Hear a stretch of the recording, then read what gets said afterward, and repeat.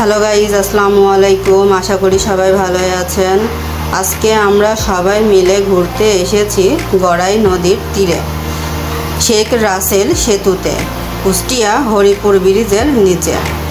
আজকে শুক্রবার আমরা সবাই মিলে বিকেলের এই সেতুতে বেড়াতে এসেছি। শুক্রবারে চারিদিকে প্রচুর লোক হয়েছে। প্রতি শুক্রবারে এবং প্রতি বিকেলেই এই নদীর তীরে প্রায়ই লোকজন বিকেলের সৌন্দর্য উপভোগ করতে আসে। আজকে আমরা সবাই মিলে এই বিকেলের এই সৌন্দর্যটি উপভোগ করতে এসেছি। তাই আজ আমি আপনাদের সাথে এই বিকেলের সৌন্দর্যটা শেয়ার করলাম। দেখুন এবং আমাদের সাথেই থাকুন।